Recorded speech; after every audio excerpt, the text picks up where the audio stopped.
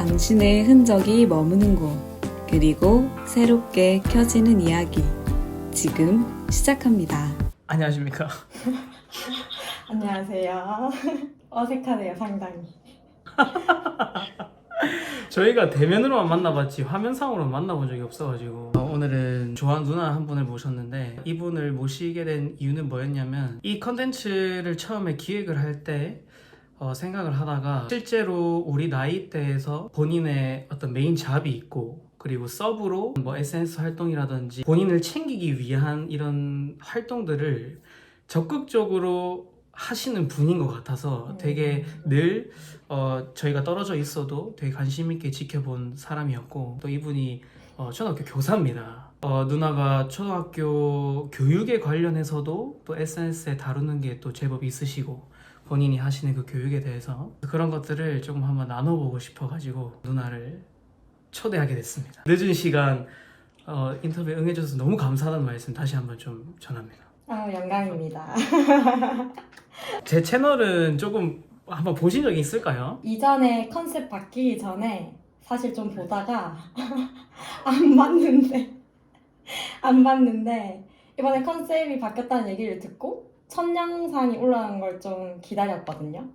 그 첫 영상 주인공 분이 너무 멋있어가지고 네. 약간 마인드가 조금 얘기를 듣는데 길었잖아요. 그게 엄청 1시간이 맞아요. 넘는 영상이라서 사실 안 봤을 텐데 상빈이가 찍은 영상이라 그 샤워하면서 틀어놓고 봤습니다.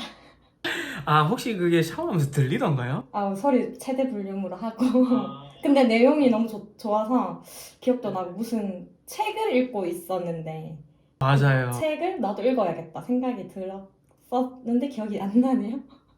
평소에 근데 독서를 좀 하시지 않나요? 그죠? 실제로 저희가 서로 책에 대한 내용들도 제법 조금 나눴었던 것 같아요.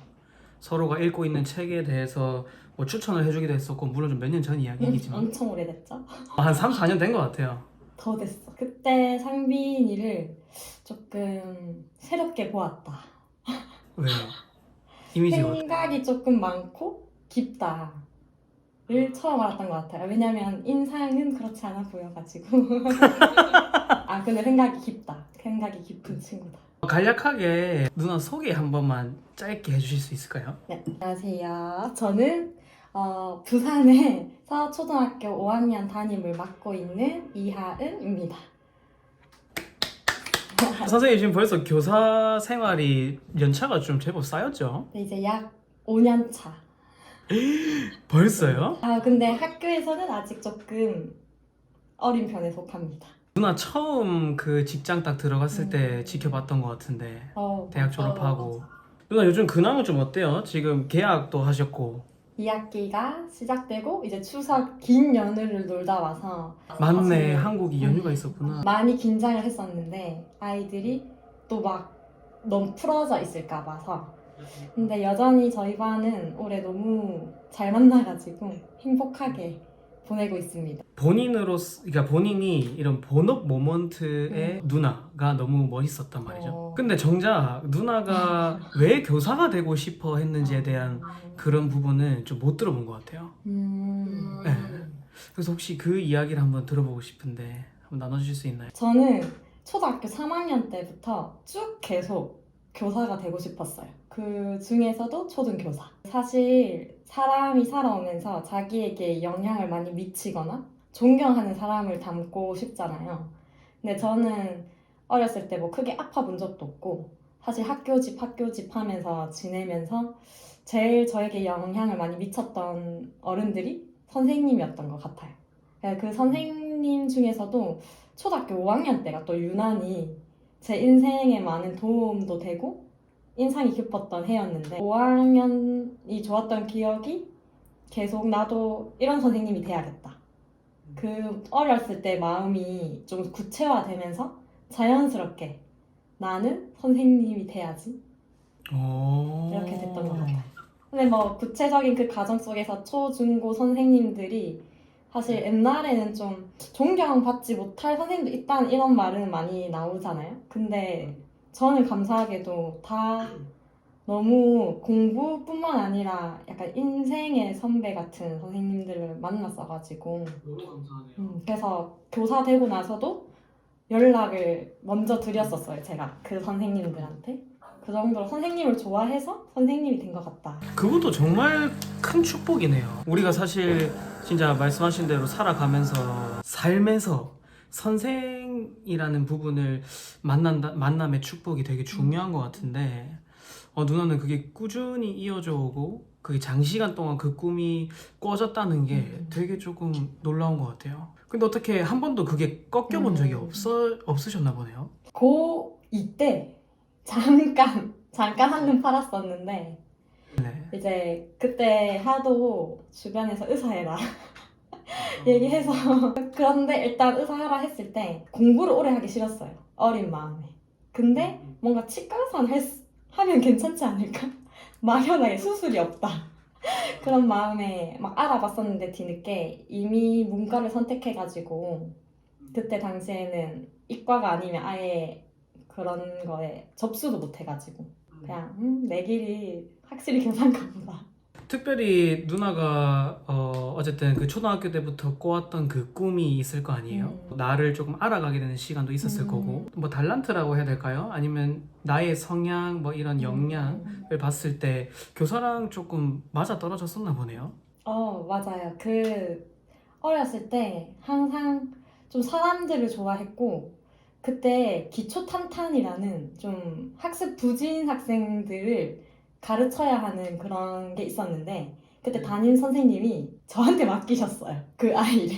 또래인데 반 친구인데 그래서 제가 막 그 친구 수학 가르쳐주고 도망가면 이제 시골이니까 집까지 찾아가가지고 땡땡아 나와 막 이러고 그 기억이 아직도 생생한 것 같고 그랬을 때 뭔가 되게 재밌었었고 제가 어릴 때 일기장 쓰는 걸 엄청 좋아했거든요. 왜냐면 그 선생님이 일기 쓰면 밑에 한 줄 써주는 게 좋아서 그래서 그 한 줄 써주는 걸 보면서도 나도 나중에 교사 되면 이렇게 밑에 한 줄 써줘야지 그런 생각을 많이 했던 것 같아요.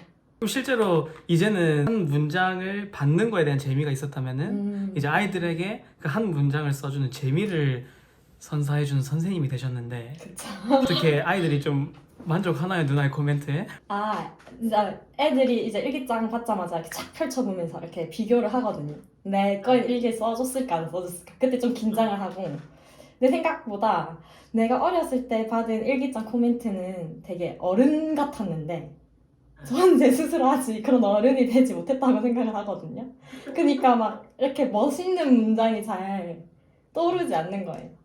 그래서 일부러 그 일기 문장을 멋있게 써주고 싶어서 가끔 책 좋은 거 있으면 그 한 문장 모아두고 그럽니다. 누나만의 꿀팁이네요, 그게. 그렇지 않으면 그냥 뭐 일기 보면 그렇구나 점점점 재밌었겠다 점점점 이렇게 되는 것 같아요. 요즘도 도장 찍어주나요? 네. 좀 기억에 남는 일기가 있을까요? 최근의 일기 중에서 작년 학생인데 여름에 대한 거였거든요. 근데 비 오는 날이 좋다 이런 내용의 일기였는데 사실 비 오는 날이 싫은 사람도 많잖아요. 근데 그 아이의 관점에서 비 오는 날이 좋은 이유가 너무 이렇게 빵 맞았는데 그 이유가 알록달록한 우산을 볼 수가 있어서 비 오는 날이 좋다. 감동받았어. 이야, 참 뭐든지 내가 어떻게 바라보냐가 결국 나를 만들고 그 환경과 상황들을 만드는 게 아닌가라는 생각을 안 그래도 최근에 좀 하고 있었거든요. 네. 뭔가 다시 이 우중충한 독일 땅에 와서 약간 막 이러고 있었는데 저에게 되게 좀 위로가 되는 말인 것 같아요. 그분이 누군지 모르겠지만 사랑이야.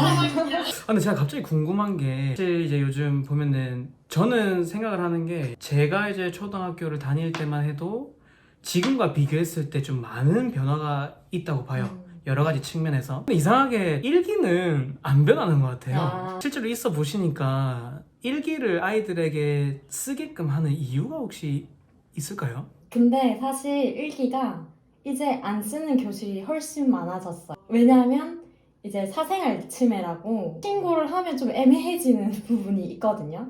그래서 저도 일기를 좀 선택지를 줘요. 그러니까 자기의 일상을 써도 되고 매일 쓰진 않고 매주 한 편을 쓰는데 주제를 정해줍니다.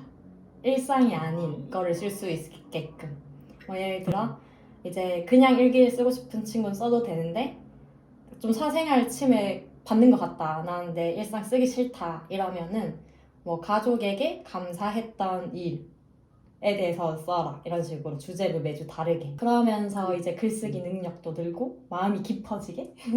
그거는 누나만 하는 건가요? 제가 생각해낸 거긴 한데 다양한 선생님들이 많이 비슷하게 뭐 두 줄 일기를 쓰기도 하고 뭐 주제 글쓰기를 하기도 하고. 그거를 실제로 난 사생활 침해 받는 것 같아라고 하는 애들이 실제로 있었나요? 뭐 이렇게 진지하게 한다기보다는 쓰기 싫으니까 뉴스에서 그런 말들이 좀 있었거든요. 옛날에. 그렇게 옛날은 아니지만. 그래서 그런 거 보고 애들이 이거 사생활 침해잖아요. 이러면 너는 주제 글쓰기 써. 이렇게.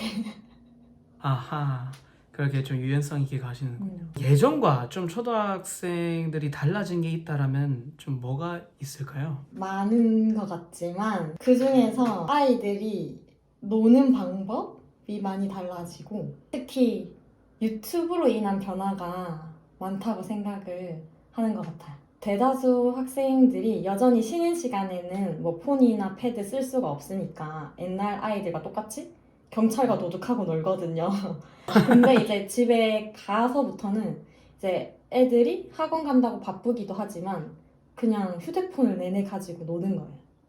그러니까 그 유튜브라는 게 알고리즘인데 뭐 좋은 것만 보는 아이들에겐 좋은 것만 나오겠지만 한번 좀 청소년 어린이에게 적합하지 않은 영상을 본 아이들에게는 계속 그런 것만 뜨니까 말투나 비속어 뭐 또는 갈등 이런 사회적인 이슈 이런 것들을 조금 비판적이지 않고 무조건 받아들이는 아이들의 모습을 보면 안타깝죠. 맞아요. 근데 제가 진짜 그 말에 너무 공감을 하는 게 제 반 애들은 무조건 제가 차량을 했었어요. 특히 고학년이면 고학년일수록 수위가 많이 높아지더라고요. 그래서 제가 야, 진짜 많이 달라졌구나. 이거를 또 초등학생 아이들이 뭔가 시청을 할 수 있게끔 지금 이런 환경이 세팅돼 있는 것도 뭔가 조금 아쉬운 부분이긴 하다라는 게 있었어요. 근데 이 디지털 환경이 아이들에게 조금 미치는 영향이 뭐가 좀 있을까요? 우선은 저는 이제 3학년과 5학년을 주로 담임을 했는데 학부모 상담을 하거나 했을 때 고민에서 잘 많이 나오는 주제 중에 하나가 자녀들이 휴대폰 사용 시간 이렇게 제한을 항상 걸어 놓는 게 있는데 그거 풀어달라고 실랑이가 계속 발생한다. 그래서 이제 부모님과의 관계도 멀어질 수 있고 또는 중독 현상, 뭐 밤에 늦게 자고 아침에 또 지각하고. 그럼 어떻게 좀 대처를 하시나요? 그런 부분들은? 근데 저도 그래서 이제 고민이 많거든요. 이제 저희 어릴 때랑은 다르게 그게 너무 자연스러운 세대고 단순히 하지 말라 할 수는 없으니까. 그래서 옛날에는 그냥 휴대폰을 늦게 사줘야겠다 이렇게 단순히 생각했는데 이제는 다른 친구들이 다 가지고 있는데 혼자 없는 게 또 쉽지 않은 세상이니 휴대폰 말고 좋아하는 걸 결국에는 좀 찾아줘야겠구나 그런 생각을 많이 하는 것 같습니다. 이게 어떻게 하면은 아이들에게 긍정적으로 영향을 끼칠 수 있을까? 저는 분명히 뭔가가 있을 것 같긴 하거든요.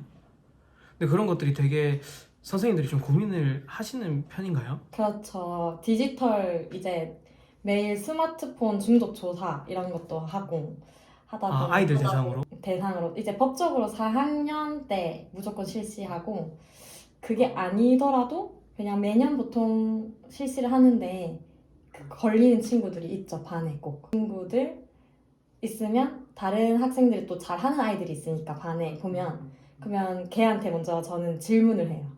너는 어떻게 휴대폰을 사용하고 있냐? 뭐 집에서는 어떤 규칙이 있냐? 뭐 이런 것들을 이제 제가 얘기하는 것보다 또래 친구들이 어떻게 잘 활용하고 있는지 듣게 하는 것 같아요, 저는. 그럼 부모님들이 사실 저는 애를 아직 안 키워봤잖아요. 부모님들이 그 부분을 현실적으로 고민하고 또 잘 키우신 예시니까 저도 그거 듣고 많이 배우기도 하는 것 같고. 제가 저번에 한번 초등학교 졸업식을 참석을 한 적이 있었는데 졸업자들 대상으로 한 명씩 이렇게 꽃 받으러 강단에 갈 때 그 PPT 같은 걸로 화면에 뭐 뜨잖아요. 그럼 이제 사진이랑 뭐 이 아이의 장래 희망이라든지 이런 게 뜨는데 제가 약간 조금 쇼크였던 거는 어떤 아이는 뭐 컨설턴트 뭐 이런 아이도 있었고 난 초등학생들이 그 단어를 아는 것도 되게 좀 신기했고 크리에이터들이 정말 많았고 뭐 아프리카 BJ 뭐 프로게이머 이런 것도 진짜 많았고 뭐 또 자세하게는 뭐 뷰티 크리에이터 이런 아이들도 있었고 그래서 보면은 옛날이랑 좀 다르게 뭐 대통령 뭐 간호사 뭐 여자애는 뭐 미스 코리아 뭐 과학자 이런 것들이 조금 있었던 것 같아요. 결국 아이들의 어떤 꿈과 연관돼 있어서는 조금 어떻게 현지 교사가 생각하시는지 좀 궁금합니다. 요즘에 안 그래도 제가 가장 고민하고 연구하고 있는 게 진로 교육인데 네네네. 확실히 그 크리에이터를 원하는 친구들이 많아요. 저희 반을 봐도. 근데 그게 아무래도 자주 접하고 흥미를 끌고 멋있어 보이는 직업이잖아요. 근데 저는 초등학교 때는 사실 뭐라도 하고 싶은 게 있으면 된다 라고 얘기하거든요. 그게 이제 저 같은 경우는 초등학교의 꿈이 이룬 편인데 사실 제 주변에는 그렇지 않은 친구들이 더 많거든요. 그래서 그럼에도 불구하고 선생님이 꿈을 가져라고 하는 이유는 너가 어떤 목표를 가지고 노력해보는 경험 자체가 중요하다고 얘기를 하기 때문에 하고 싶은 게 있다는 것만으로 칭찬을 주로 하는 편이고 사실 요즘 애들 물어보면 크리에이터라고 하는 친구들은 진짜 열정이 있는 친구 잘 모르겠어요 라고 하는 친구들이 더 많아가지고 그냥 돈 많은 부자 백수 되고 싶어요. 돈은 많이 벌고 싶은데 돈을 많이 벌 수 있는 직업이 본인들이 아는 거는 크리에이터니까 이런 경우인 것 같아요. 근데 그 표현 너무 좋은 것 같아요. 일단 뭐라도 하고 싶은 게 있으면 된다라는 부분에 있어서 이게 좀 선생님께서 격려를 해주시는 부분. 크리에이터를 하고 싶은 아이들한테는 열정이 있는 친구라고 이렇게 말을 하는 부분이 되게 또 새롭게 저한테 좀 들리는 것 같아요. 이게 참 어떻게 표현하냐도 되게 중요한 부분이구나. 특히나 아이들한테는. 좀 관심 분야가 진로 교육이신 이유는 있어요? 진로 고민을 사실 교사지만 작년에 열심히 했었어요. 교사를 계속 할 수 있을 것인가. 그렇게 생각을 하면서 제가 아까 말했듯이 저는 어렸을 때부터 교사가 하고 싶었는데 이제 커서 교사가 되어보니 사실 또 현실과 이상이 다르잖아요. 그거를 겪으면서 나는 그래도 아이들을 사랑하고 나의 가치관에 이게 맞아서 다행인데 나중에 이런 걸 잘 알지 못하고 본인의 적성이나 가치관을 알지 못하고 직업을 정해서 이렇게 지금의 나처럼 딱 맞닥뜨렸을 때 후회를 많이 할 수도 있겠다. 그런 생각이 들어서 조금 어렸을 때 최대한 빨리 본인의 가치관을 알아가는 시간을 가지는 게 좋지 않을까. 그냥 중고등학교 올라가면 또 하긴 하지만 공부하기 바쁠 것 같으니 제가 어렸을 때 조금 그런 기회를 만들어주자 이런 마음으로. 우리가 사실 각자의 직업에 대해서는 이야기를 잘 안 했잖아요. 그냥 각자가 어떤 마인드로 살아가고 있는지에 대해서만 이야기를 자주 했지. 근데 또 새롭네요. 누나라는 사람이 원래 생각이 깊은 사람이었는데 이 모먼트가 본인 직업으로서 적용을 시켜보니까 또 새로운 느낌이네요. 되게 재밌는 것 같습니다. 그래서 제가 이런 것들이 재밌는 것 같아요. 어쨌든 우리가 이 촬영이라는 명분을 통해 가지고 한층 더 이 사람의 생각을 다른 측면으로 또 들어볼 수 있는 계기가 되는 것 같아서 저는 되게 재밌는 것 같아요. 전 말하는 거 좋아해서 재밌습니다. 좋습니다. 그래서 안 그래도 제가 누나 그 인스타그램에 교육과 관련해서 좀 업로드를 하시잖아요. 제가 거기서 되게 인상 깊었던 부분이 하나가 있었는데 누나가 벤 다이어그램 같은 거를 이렇게 그리면서 그 이름이 뭐죠? 전업 지니어스. 근데 제가 그걸 유심히 보다가 제가 알고 있는 그 이키가이와 좀 비슷한 거예요. 이키가이라는 게 뭐냐면 일본어인데 잘하는 일, 좋아하는 일, 세상에 필요한 일, 보수받는 일 해가지고 뭐 열정, 사명, 직업, 소명. 비슷하네요. 제가 한 거는 사실 유튜브에서 알고리즘이 똑하고 갖다 준 내용인데 그게 약간 원어 책이 있는데 그 내용을 읽고 블로그에도 보면 되게 분석한 글도 많고 근데 아직 한글 번역본은 없는 걸로 알고 있는데 자세히는 모르겠어요. 그 부분인데 되게 비슷한 것 같네요. 실제로 그 활동을 해보시니까 좀 어떠신 것 같아요? 지금 2회차 했거든요. 이제 네. 3학년 학생한테 작년에 해봤고 올해는 5학년 학생한테 해봤는데 제가 하면서 감동을 많이 받는 것 같아요. 그 매해 저도 애들에게 설명할 때 다른 점을 스스로도 발견하고 또 아이들이 본인을 좀 곰곰이 생각해서 이렇게 써낸 걸 보면 되게 귀엽고 가득하게 많이 써내거든요.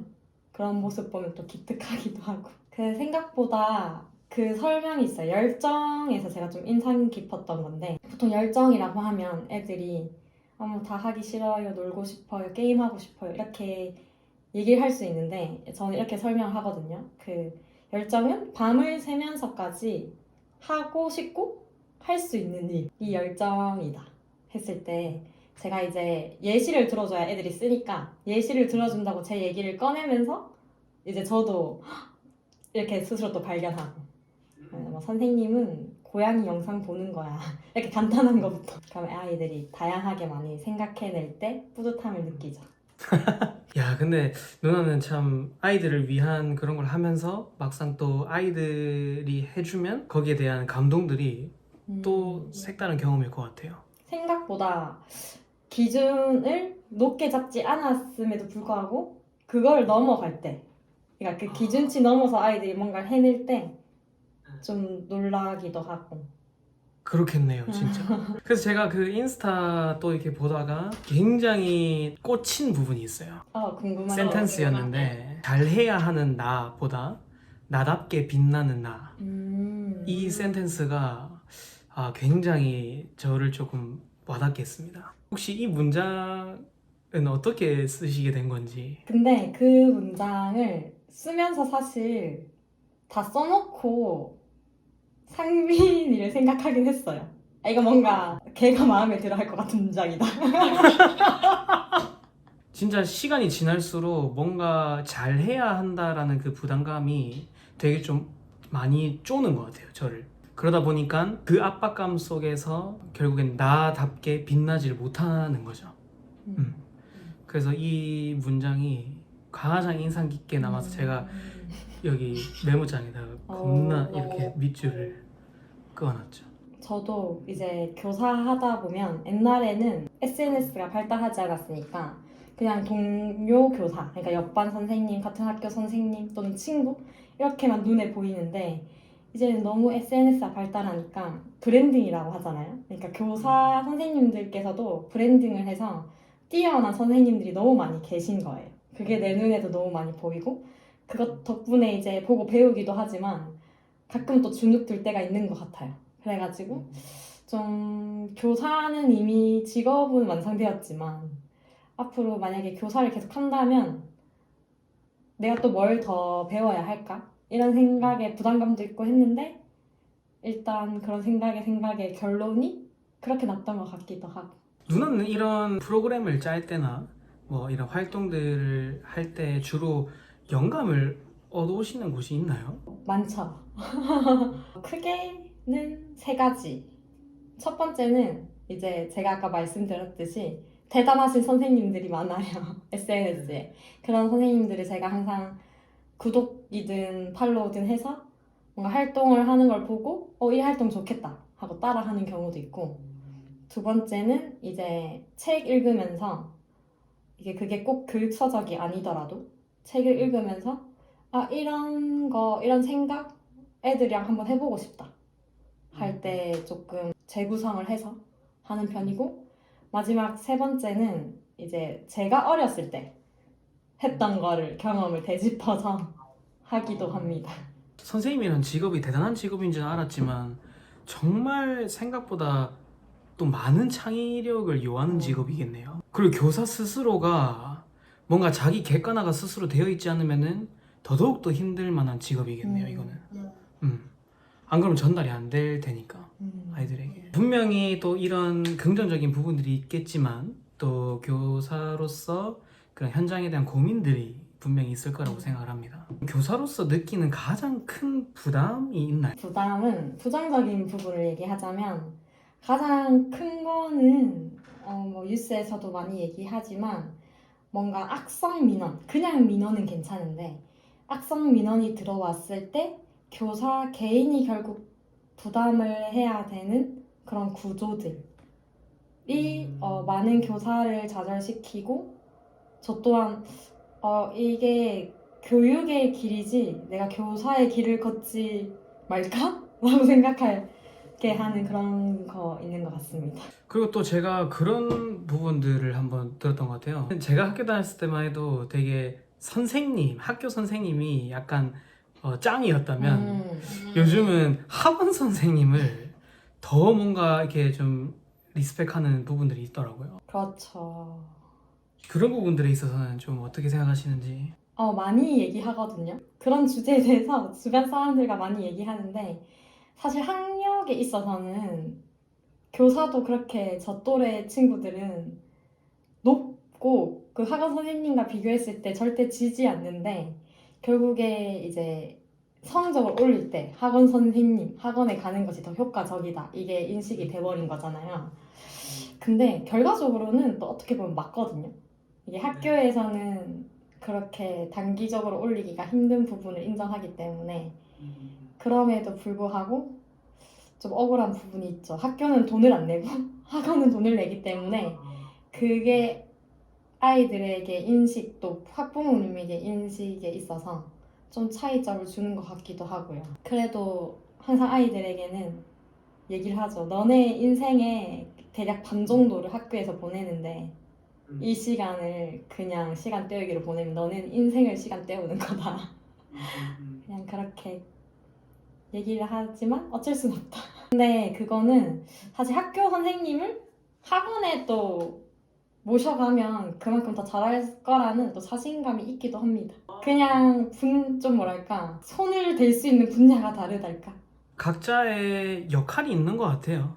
그래서 학교에서는 또 학원에서 못하는 것들이 분명히 있고 또 학원에서는 또 학교에서 못하는 것들이 또 이루어질 수 있는 부분인 거니까 아직은 초등학교까지는 괜찮은 것 같아요. 네. 뭐 근데 고등학교 되면 좀 심해지지 않을까 생각이 들긴 하네요. 근데 뭐 초등학교는 학습보다는 애초에 제가 생각하기에 부모님들의 기대도 학교에서 학습적인 면을 기대하기보다는 주로 교우관계, 뭐 사회성 이런 거를 기대하니까 기대치도 다르고 저희가 실제로도 좀 더 부족한 면이 보이는 건 그런 게 더 시급하니까 그걸 더 중점적으로 하는 것 같아요.